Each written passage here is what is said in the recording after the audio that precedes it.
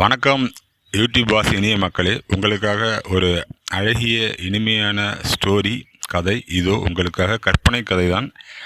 என்ன அப்படி என்றால், எண்ணம் போல் வாழ்க்கை, அதாவது எண்ணம் போல் வாழ்க்கை கதையின் தலைப்பு அதுதான். அதை பேஸ் பண்ணி ஒரு சின்ன அருமையான சிறுகதை. மூர்த்தி தனது கல்லூரி வாழ்க்கையை ஒரு அழகிய ஊரில் தொடங்குகிறான். அங்கு ஒரு அழகிய கல்லூரியில் அழகிய துறையில் சேருகிறான். அங்கு அவனுடன் 25 மாணவர்கள் பயில்கின்றனர். அதில் அவன் மிகவும் நன்றாக படித்தான், நன்றாக எழுதினான், நன்றாக தனது கல்லூரி படிப்பை கண்டினியூ செய்தான். அங்கு அவனுக்கு 3 தோழிகள் கிடைத்தனர். ஒன்று நிஷாந்தி, ஒன்று கீர்த்தி, என்றொன்று சுமதி. அவன் மற்றவருடைய எண்ணங்கள் செயல்களை விட சற்று வித்தியாசமாக இருந்தது. மற்ற மாணவர்கள் கல்லூரி படிப்பை முடித்தவுடன் ஒரு நல்ல வேலையில் அமர வேண்டும், நன்றாக சம்பாதிக்க வேண்டும், நன்றாக குடும்பத்தை நடத்த வேண்டும், இந்த மாதிரியான எண்ணங்கள் மட்டுமே இருந்தன.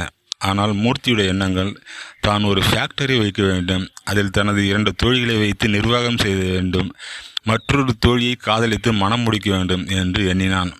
ஆனால் காலம் சற்று வேகமாக வேலை செய்தது. 4 ஆண்டு கல்லூரி படிப்பு முடிந்தது. நால்வரும் வெவ்வேறு திசை நோக்கி பிரிந்து செல்ல வேண்டிய நிர்பந்தம், கட்டாயம். அதில் மூர்த்தி தனது கல்லூரி மேற்படிப்பிற்காக மாஸ்டர் ஆஃப் இன்ஜினியரிங் ஒரு அழகிய கல்லூரியில் மீண்டும் தொடர்ந்து அங்கு பல நிகழ்வுகளை கண்டான். பிறகு ஒரு சாதாரண பேராசிரியராக தனது பணியை தொடர்ந்தான். ஒரு குறிப்பிட்ட காலம், 10 ஆண்டு காலம் முடிந்து தனது ஊருக்கு மீண்டும் வந்தான். அதுபோன்று தனது பழைய தோழிகளுடைய நினைவுக்கு அப்பொழுதுதான் வந்தது. அப்பொழுது அதில் ஒரு தோழி தலைமை ஆசிரியராகவும், மற்றொரு தோழி ஒரு ஃபேக்டரியில் கெமிஸ்ட் ஆகவும் பணிபுரிவதாகவும், இன்னொரு தோழி ஆல்ரெடி பணிபுரிந்து வீட்டில் இருப்பதாகவும் தெரிய வந்தது.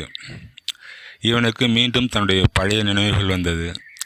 ஆமாம், நாம் ஒரு ஃபேக்டரி ஆரம்பிக்க வேண்டும் என்பதல்லவா நம்முடைய நோக்கம். நாம் இன்னும் பேராசிரியராகவே பணியாற்றி கொண்டிருக்கிறோம் என்று நினைத்தான். இதில் வரக்கூடிய வருமானம் வெறும் 30,000 நமக்கு இந்த காலகட்டத்தில் எவ்வாறு பத்தும்? நாம் அப்பொழுது கோடிக்கணக்கில் சம்பாதிக்க வேண்டும் என்று எண்ணம் கொண்டோம் அல்லவா என்ற நினைவு அப்பொழுதுதான் வந்தது அவனுக்கு. பிறகு இந்த காலகட்டத்தில் உள்ள சோசியல் மீடியாக்கள் மூலம் ஃபேஸ்புக், வாட்ஸ்அப், ட்விட்டர், இன்ஸ்டா என்று பல விதங்களில் தனது தோழிகளை ஆராய்ந்து கண்டெடுத்தான். பிறகு அவருடன் நட்புற்றான். மீண்டும் அவர்களை இடம் பேச ஆரம்பித்தான். தனது பழைய நினைவுகள், சிந்தனைகள் அனைத்தையும் அவன் கூறினான். நான் மீண்டும் ஒரு ஃபேக்டரி கட்ட வேண்டும், அதில் நீங்கள் நிர்வகிக்க வேண்டும் என்றும் தனது முன்னாள் தோழியுடன் இவ்வாறு பேச ஆரம்பித்தான். அவர்களும் அதற்கு சம்மதித்தனர். நாங்களும் தற்போது சும்மாகத்தான் இருக்கிறோம், நாம் மீறவில் மீண்டும் ஃபேக்டரி உருவாக்குவோம் என்று அவர்களும் சம்மதித்தனர். ஃபேக்டரியானது இனிதே கட்ட ஆரம்பிக்கப்படுகிறது. அதற்கான பில்டிங் ஸ்ட்ரக்சரை லேப்டாப்பில் மூர்த்தி வடிவமைத்தான், மூவருக்கும் அனுப்பித்தான். பிறகு பூஜை போடப்பட்டது.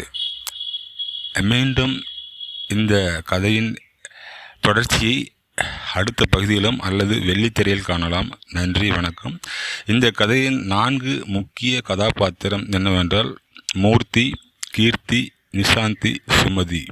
நன்றி, வணக்கம்.